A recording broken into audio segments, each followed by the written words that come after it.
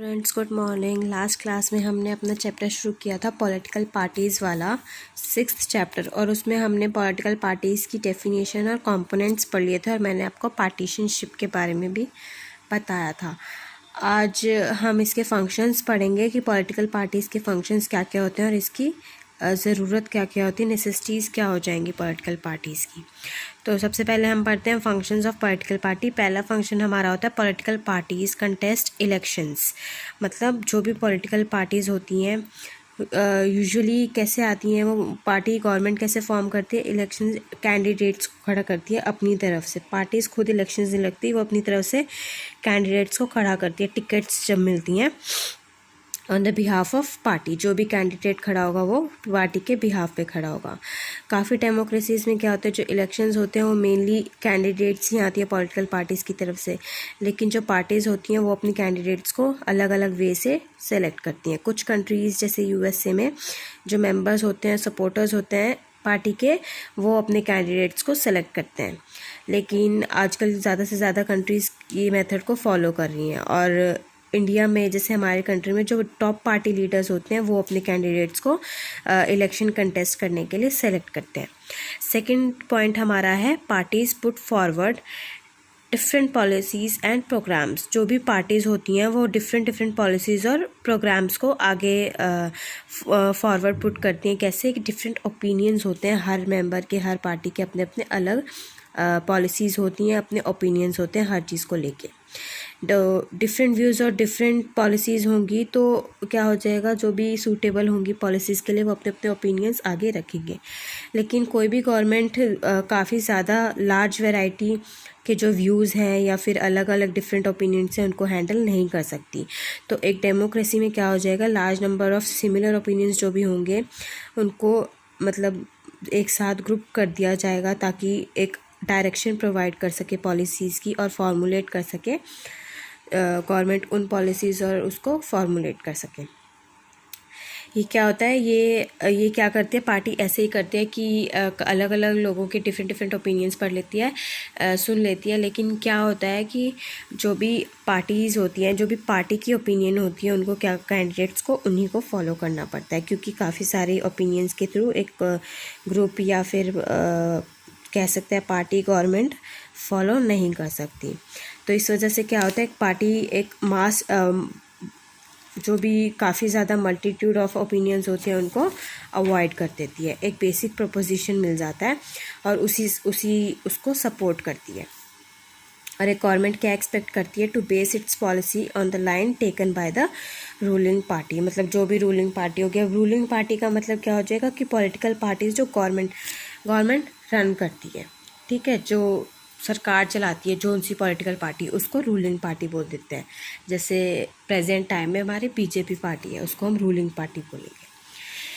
Third point हमारा आता है parties playing a decisive role in making laws for a country. मतलब जो भी डायरेक्शंस देंगे, पार्टी लीडरशिप देंगे, जो भी लीडर्स होंगे पार्टी में वही क्या करेंगे, डिसीजन लेंगे या फिर जो भी मेन रोल प्ले करेंगे लॉज बनाने के लिए कंट्री के लिए, ठीक है। फॉर्मली जो लॉज होते हैं वो डिबेट और पास लेजिस्लेचर में डिबेट के थ्रू पास किए जाते हैं, लेकिन काफ़ी ज़्यादा मेंबर्स इससे पार्टी से बिलोंग करते हैं तो वो डायरेक्शंस के थ्रू भी जा सकते हैं, जो पार्टी लीडरशिप होगी और किसके इर्रिस्पेक्टिव होगी, अपने पर्सनल ओपिनियन से बिल्कुल अलग होगी।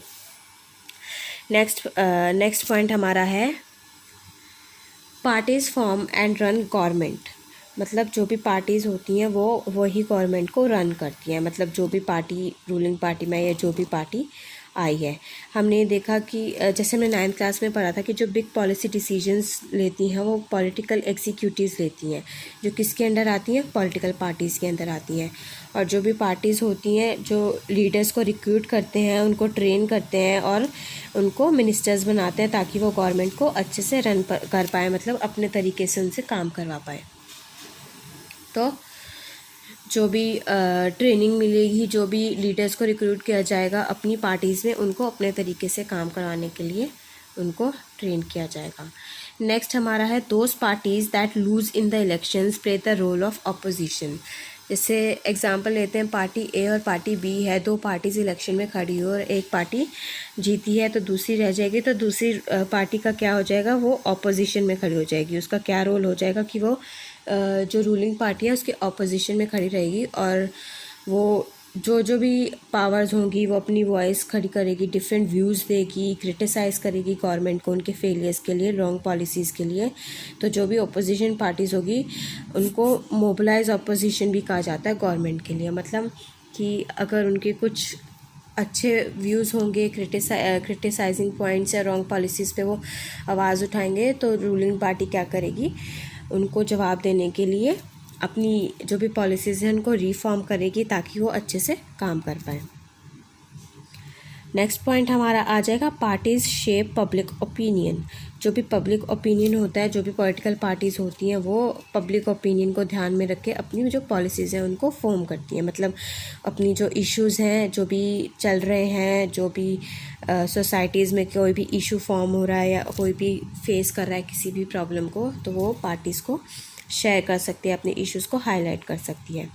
इनके पास काफ़ी ज़्यादा मेंबर्स होते हैं और एक्टिविस्ट होते हैं जो पूरी कंट्री में all over the country spread होते हैं, हर जगह अलग अलग टाइप के।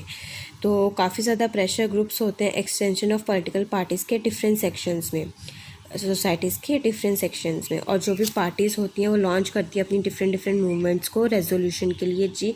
जो भी पीपल हैं वो जो भी प्रॉब्लम फेस कर रहे हैं उनके लिए अलग अलग पॉलिसीज़ बना के या कोई भी रेजोल्यूशन फॉर्म करके। और जो भी ओपिनियंस होते हैं सोसाइटी के उनको क्रिस्टलाइज करती है, लाइन पार्टीज़ लेती हैं। ठीक है, तो जो भी पब्लिक ओपिनियन होगा उनको रिजॉल्व करने में भी हेल्प करेगी। नेक्स्ट हमारा आता है parties provide people access to government machinery and welfare schemes. जो भी स्कीम्स होती हैं गवर्नमेंट इम्प्लीमेंट करती है, गवर्नमेंट के थ्रू इम्प्लीमेंट किया जाता है एक जो ऑर्डिनरी सिटीज़न होता है उसके लिए, तो उसके लिए इजी हो जाता है लोकल पार्टी लीडर को अप्रोच करना एक गवर्नमेंट ऑफिसर के बजाय। मतलब वो जो भी लोकल पार्टी लीडर है उसको इजीली अप्रोच कर सकता है गवर्नमेंट ऑफिसर से। क्यों? क्योंकि वो एक क्लोज पार्टी, मतलब पार्टी के क्लोज फील करता है वह, वो अगर उनको फुल्ली ट्रस्ट नहीं कर पाता उसके बावजूद भी।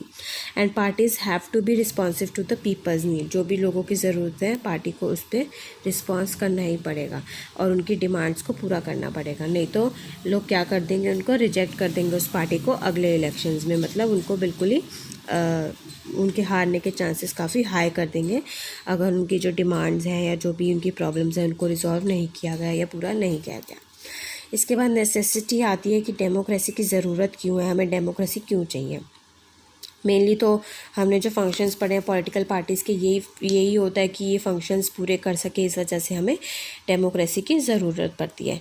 लेकिन हम नेसेसिटी में क्या पढ़ सकते हैं कि जो भी इमेजिनिंग सिचुएशन होती है बिना पार्टी के, कि अगर कोई भी पार्टी नहीं होगी, डेमोक्रेसी नहीं होगी कंट्री में, तो जो इतनी सारी प्रॉब्लम्स लोग फेस करते हैं उसको रिज़ॉल्व कौन करेगा, उसको पूरा कौन करेगा या उसको सॉल्व कौन करेगा। ठीक है, तो कोई भी कैंडिडेट जो भी इलेक्शन में है वो इंडिपेंडेंटली इन सारी चीज़ों को रिज़ॉल्व नहीं कर सकता। कोई भी इंडिविजुअली ये सारे प्रॉमिसेस लोगों से नहीं कर सकता कि मेजर पॉलिसी चेंज आएगा। तो जो गवर्नमेंट फॉर्म होएगी लेकिन वो utility will remain ever uncertain. मतलब ज़रूरी नहीं है कि एक बार उन्होंने प्रॉमिस कर दिया तो वो रिज़ॉल्व होगा ही होगा। सिचुएशंस क्या रहती हैं, अनसर्टेन रहती हैं, आगे क्या होगा उसका पता नहीं होगा। जो भी इलेक्टिव रिप्रेजेंटेटिव्स होंगे अकाउंटेबल होंगे उनकी कॉन्स्टिट्यूशन में for what they do in the locality, but no one will be responsible for how the country will be run. कोई भी इस चीज़ के लिए रिस्पॉन्सिबल नहीं होगा कि कंट्री को कैसे रन किया जाएगा। हम ये भी सोच सकते हैं ये सारे फंक्शंस देखने के बाद कि जो नॉन पार्टी बेस्ड इलेक्शंस होते हैं जैसे पंचायत काफ़ी स्टेट्स में, वो पार्टीज़ कंसेप्ट फॉर्मली नहीं होती, मतलब कैंडिडेट्स खड़े नहीं होते। ये जनरली विलेज में नोटिस दे दिया जाता है कि विलेज को अलग अलग भागों में डिवाइड कर दिया गया है and more than one fraction अपने पैनल या फिर अपने कैंडिडेट्स को वो खड़ा कर देते हैं। This is exactly what the party does. यही रीज़न होता है कि हम पॉलिटिकल पार्टीज़ को देखते हैं या डेमोक्रेसी देखते हैं ऑलमोस्ट सारी कंट्रीज़ में दुनिया भर की, चाहे तो वो कंट्री बड़ी है या फिर छोटी है, पुरानी है या नई है, डेवलपिंग है या फिर नॉन डेवलपिंग है, तो वो सारी उसमें क्या फॉर्म होगा, डेमोक्रेसी। मतलब पॉलिटिकल पार्टीज़ के थ्रू ही गवर्नमेंट रन की जाती है।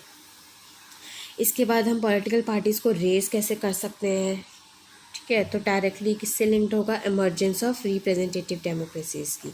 जैसे हमने देखा जो लार्ज सोसाइटीज़ होती हैं उनको रिप्रेजेंट करने की ज़रूरत पड़ती है अपनी डेमोक्रेसी को। तो जैसे जैसे सोसाइटी ज़्यादा लार्ज और कॉम्प्लेक्स होती जाएगी उनको ज़्यादा एजेंसी चाहिए होगी अपनी डिफरेंट व्यूज़ को या जो भी वेरियस इश्यूज़ वो फेस कर रहे हैं उनको प्रेजेंट करने के लिए गवर्नमेंट के आगे। तो उनको कुछ ज़रूरत they need some ways to bring various representatives together, ताकि क्या कर सके, गवर्नमेंट को रिस्पॉन्सिबल गवर्नमेंट को फॉर्म कर सके कि ताकि वो उनकी प्रॉब्लम्स को सॉल्व कर पाएँ। और उनको एक मैकेनिज़्म चाहिएगा, एक सपोर्ट चाहिएगा, ताकि जो गवर्नमेंट है जो पॉलिसीज़ बना रही है वो उनके ऑपोजिशन में ना हो, उनके ही फेवर में लिए जाएं। तो हम ये कह सकते हैं कि जो भी पॉलिटिकल पार्टीज़ हैं एक नेसेसरी कंडीशन होती है डेमोक्रेसी फॉर्म करने के लिए, ताकि जितनी भी इश्यूज़ और प्रॉब्लम्स जो भी फेस करती है सोसाइटी उसको अच्छे से रिजॉल्व कर पाए और उनकी जो भी डिमांड है वो अच्छे से पूरी कर पाए, फुलफ़िल कर पाए। उसके बाद हम नेक्स्ट क्लास में पढ़ेंगे how many parties should we have, कितनी पार्टीज़ हमारे पास होनी चाहिए, और कुछ कंट्रीज़ के एग्जाम्पल पढ़ेंगे, ठीक है। Okay, thank you.